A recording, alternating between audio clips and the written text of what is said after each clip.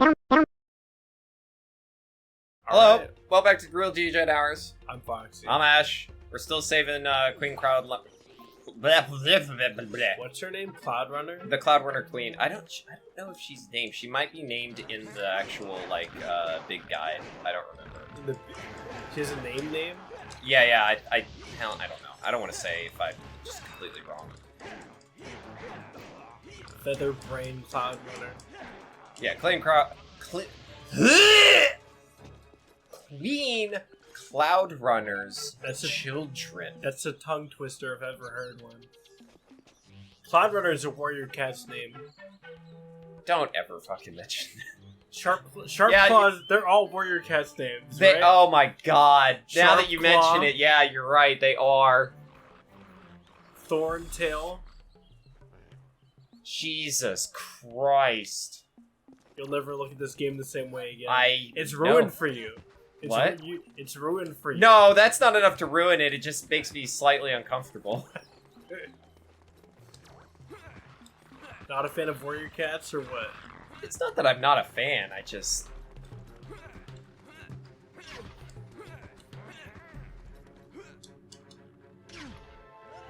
Holy shit. I like how I like how Did I his mess up? Oh, fuck. I like how his falling scream, there's a minute before he screams, there's like a second.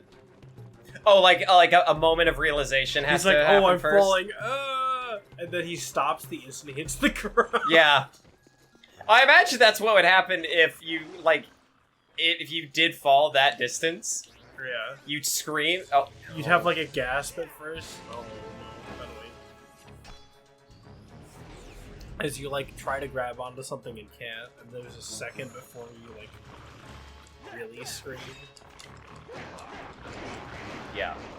Now, it's not that I don't like Warrior Cats, it's just that... Okay, so, that was another thing from my childhood, Warrior Cats. I read the first 3 sets, thought they were really fun and good, because I was 15 years old.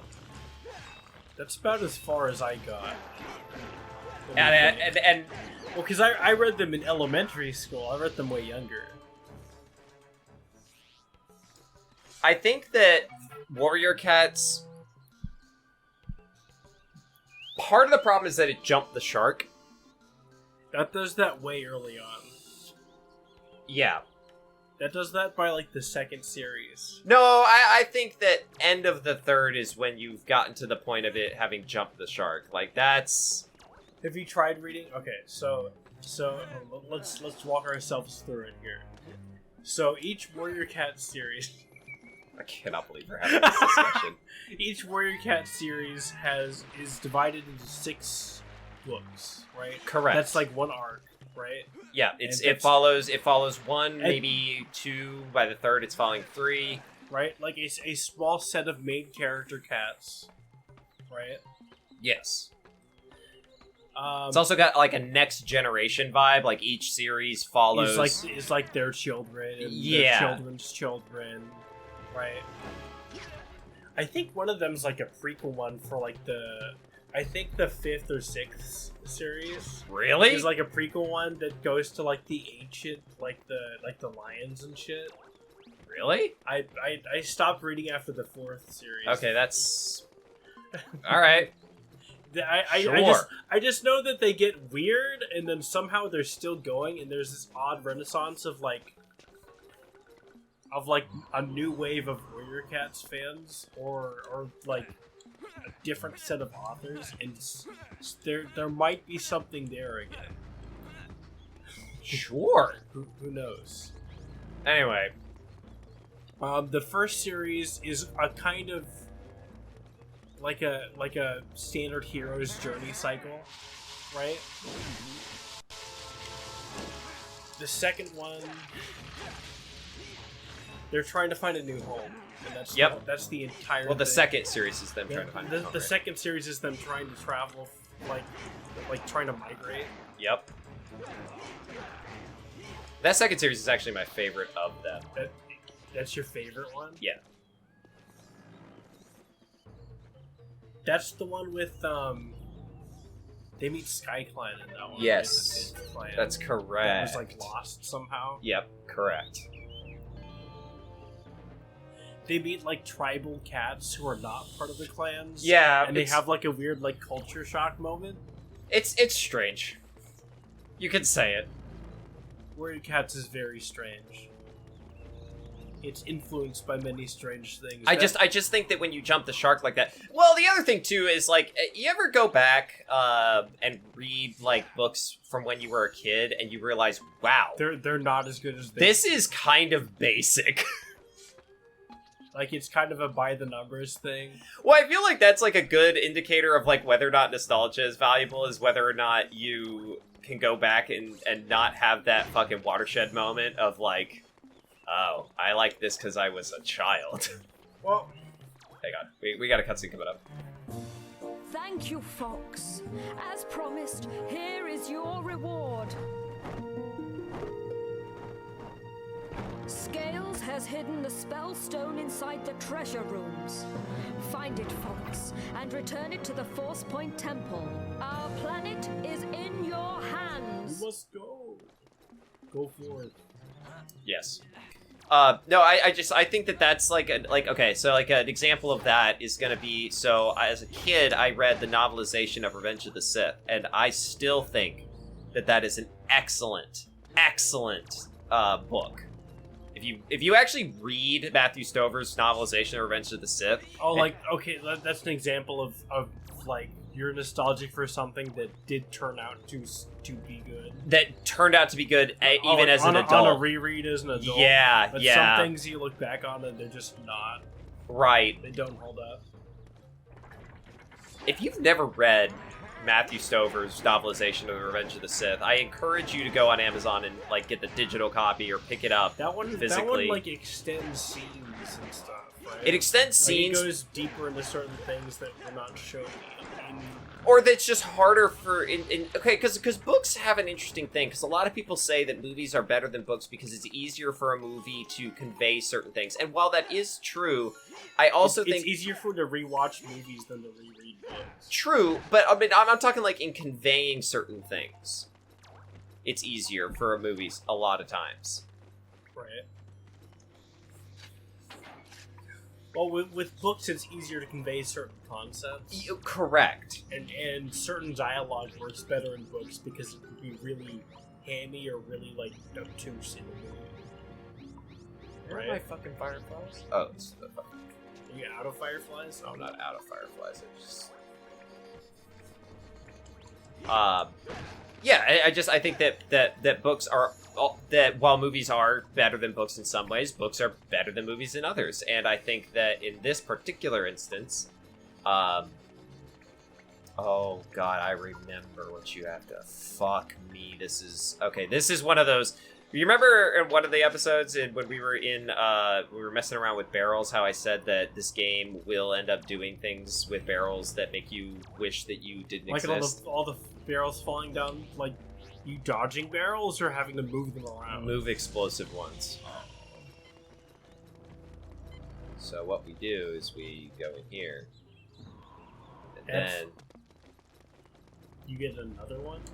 no, I forget if you have to turn it off first and then go up and get it, or if you have to fucking run down here as fast as you possibly can There's no way. to then get it and then bring it over to, well, no, because it really might.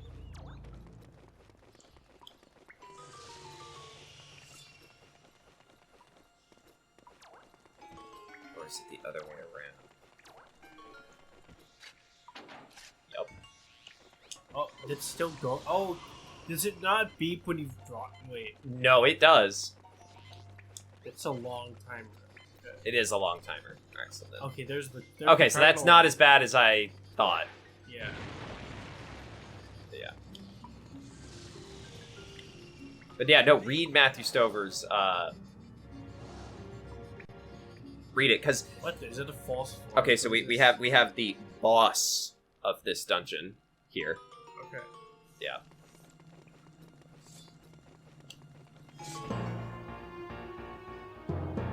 Scales!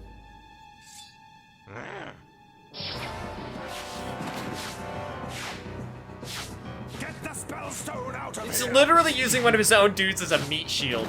And just throws it at Fox.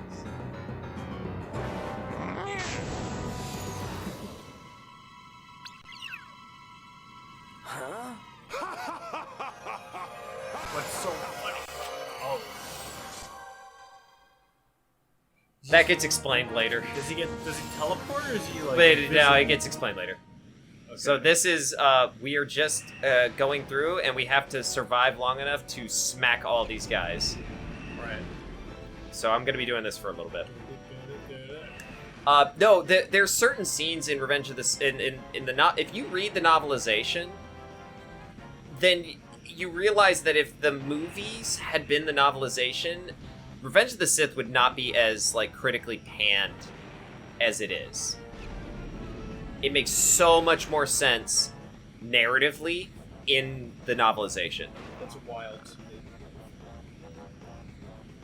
Oh, it's like oh. So one of the best. I haven't read it in a long time, but you know the scene with Emperor Palpatine at the Opera House? No, that's the Is that exact is scene that that the I one was you're gonna bring bring up. Yep. Because that one goes a lot longer than it runs. In It's the movie. not. It's not that it's not even that it's longer. The thing about it is that the dialogue is more involved, and in the movie, Palpatine comes off in that scene as like very. Like, he's really overtly being evil, and you kind of think that Anakin is a bit of a fucking idiot for for not picking up on it Right. and not realizing it. But in that scene in the novelization, there's more of a back and forth. more of a back and forth, but also Palpatine is so like when he's referencing the Legend of Darth Plagueis, right? He prefaces it by saying that he has he tells Anakin that because we are at war with Count Dooku, that he has been reading and reading into and looking into the ancient history of the Sith, trying to understand their Like, enemy better, right. right? And that in his readings, he came across this legend of Darth Plagueis, right? So he's prefacing it in a way that you're wouldn't raise suspicion. that wouldn't raise exactly. And obviously in the movie they probably didn't do it that way to cut down on time, right? But- If you wait long enough, if they get too far away, do you lose? No, it's just a loop. Okay. If you stop, you can't like stop moving until I've like. never tried it, and I'm not gonna test that theory. But you it's probably would lose if they got too far away, I don't really know. or they'd loop around and just throw more bombs at you. No, I really am not sure. But it's things like that where I think that the novelization just makes it better and easier. I did that on purpose.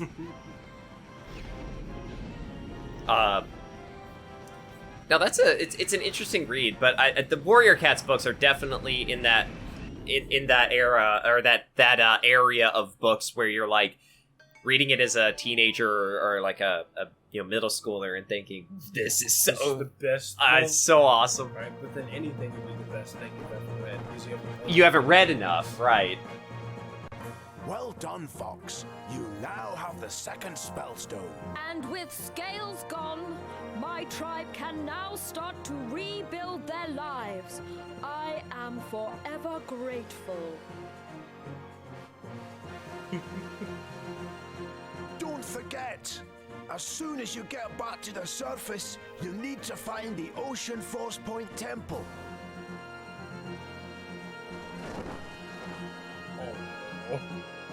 What do you mean, oh no?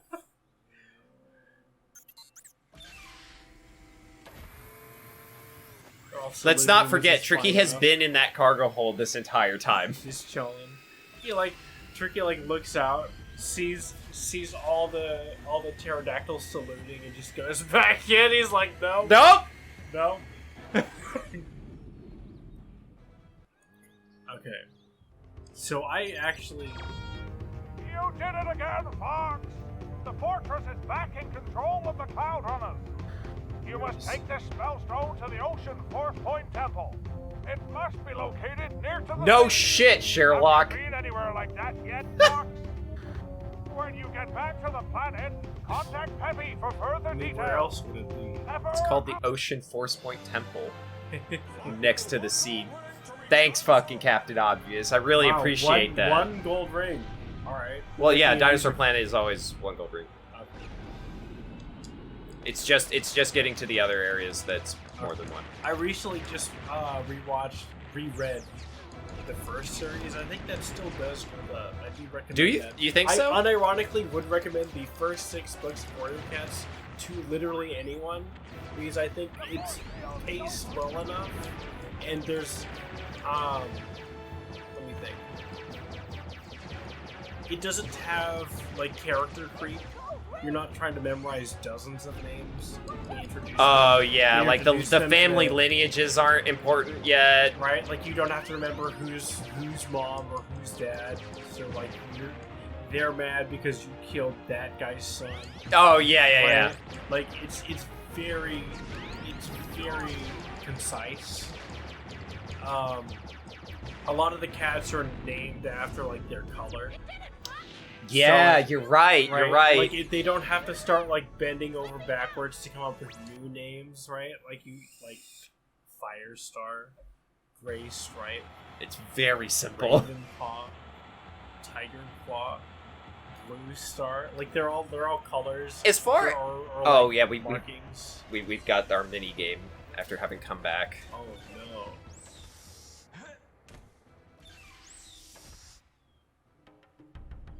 Maybe? No? No? No minigame? No mini game? Oh, it's when I come back from. You know what? Are you remembering things in the wrong order? Yep. Okay. Yep. Yes, I am. So some neuron misfired. Hey, you remember this thing? Yeah. Oh, it's not that? Okay. It's like a... Do you sing along to songs in the car? No, I don't listen to music. I am a non-in-the-car music listener.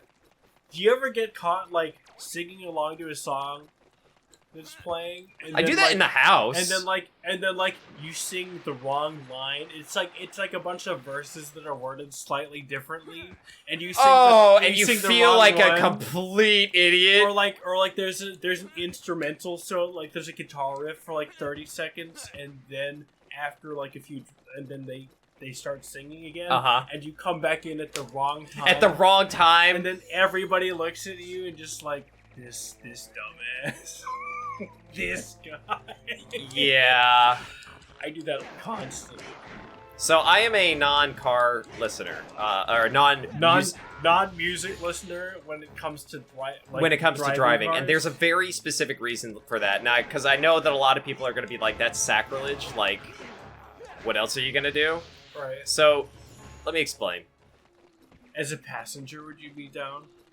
Sure, yeah. If Like, a passenger wants to do it, well, because you don't have aux privileges anyway, so it's not like you have control over it. Ow. Oh, wrong way. I knew I was going to mess this up at least once. Oh no, the maze. No, it's I messed it up. Just I took one turn too early. No, so the reason that I am a non-car music person is specifically because I am a manual transmission driver. I only drive manual cars. I refuse to drive anything else. And part of driving a manual car is, look, I don't look at the tachometer, at all. At all. What is that thing? The tachometer is what it's the thing that counts your revs. Oh, that? Yeah, it's yeah. Like you have your miles per hour, and then you have the other one. Yeah, that's the other one. Correct. For context, I can't drive. I know nothing about cars. So, okay, I don't look at the tach. I just listen to the car. I know the sound that the engine makes when it needs to go into the next gear, and I don't... You're at that level. So I don't... So, music gets in the way of that. Of listening to your own car. Yes. Huh. Which probably sounds elitist as fuck. A little bit. But Oh, it is cool that you can tell that just by listening. There's Tricky again moving around. Yeah, that's a personal thing, I guess, but So that was the second temple? was the second temple. I'm gonna open this door and then we'll probably go to next episode. Alright. Because now we've got these doors that we can open. What is this? Got dino murals on it? Okay. Yeah, and that's how you know to. All right, so now we're in this bit. Oh, how? Oh, this right. All right, we're gonna open up the Ocean Force Point Temple, start our journey that way, and we will be See back you next episode. time. Peace. Bye.